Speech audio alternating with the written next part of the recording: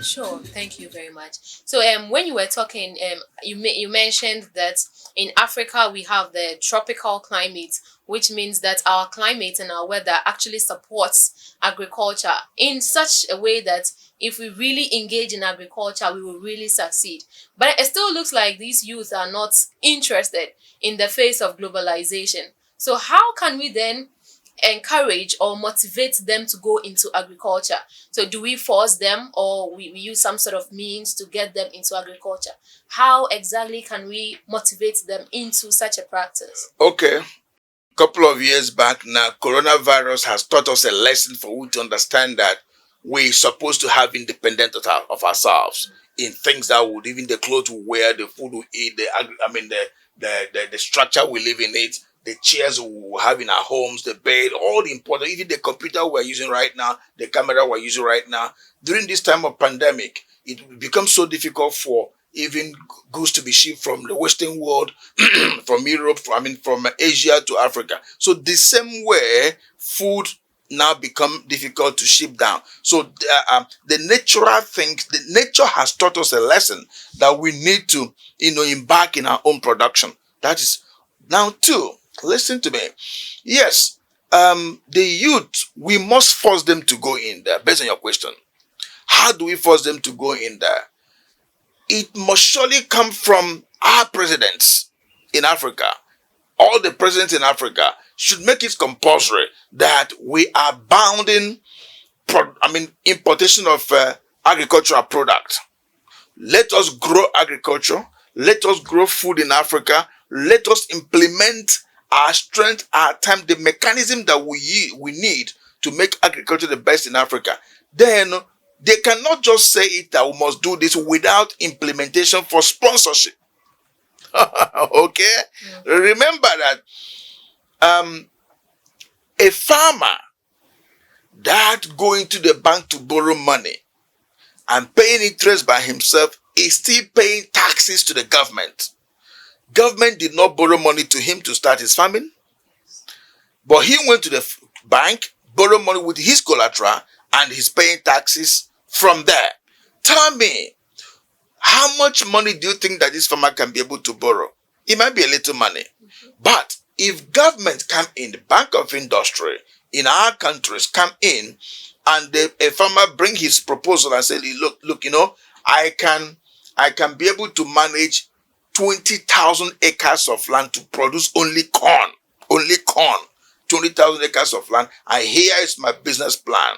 20,000 acres of land with $1 million, I can produce corn in 3 seasons. As long as I have to put water there, there's water, farming, there's water, make sure, put it into the farm and the whole lot. Now, with $1 million, if I receive this money from you, the government, this $1 million, this 20,000 acres of land will be able to employ, we'll be able to employ 200 people.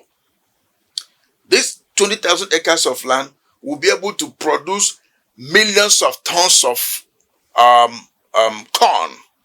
This same 20,000 acres of land, I will be able to make XYZ profits. Then if I pay a certain percentage of taxes to the government, this will be a leftover of me. This leftover can also comfortably give me 10,000 acres of land tomorrow with my own money, not even the money from the government, and also pay back the $1 billion to the government. Now, this individual, it will be difficult for him to raise that $1 million by himself by borrowing money, because no bank will give him that money if he has no collateral. But if government come in to give this sponsorship, automatically 20,000 acres of land planted with corn will be in there. Think about how many bags of corn. These bags of corn can feed a certain area for a certain period of time before the next season. So, for government to make it possible for we to go back to farm, they must sponsor the farmers. They must bear the consequences if there is maybe problems with our crops and stuff like that. That is where insurance comes in. So all these things must be managed by the government of our different countries in Africa. If government did not come in, it would be very difficult for the youth to go to the farm, because the youth are already waiting for imported goods. Again, madam, do you also think about this? That a bag of rice that we imported from Asia, from Europe, that bag of rice, we are also creating job for the people abroad. Because we use our resources here, command goods to come 20, 30, 40 feet container, one shipload of container of rice, which is 12,500 metric tons. Now, it's human being that planted those rice and those corn, those millets, those beans and the whole lot.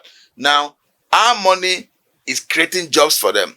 Our money is booming, is making the economy boom.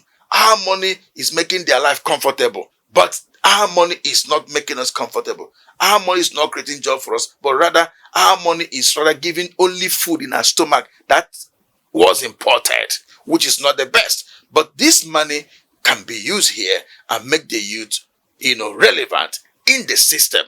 Then, but government of Africa, most of the government in Africa are not thinking about this. If you look at some of the political campaigns all over Africa, you see them sharing rice. Go down in and look at those rice they are sharing. They are all imported rice. Now, is it after giving me rice you win the election? How can I continue my life? Then give us money. They can even do what they call cooperative. They can even come to a village, a community, and have a cooperative farm where government will invest money. Now you're not dealing with one individual farmer, but a cooperative farm that will provide job and provide businesses and provide food for the people. Healthy food.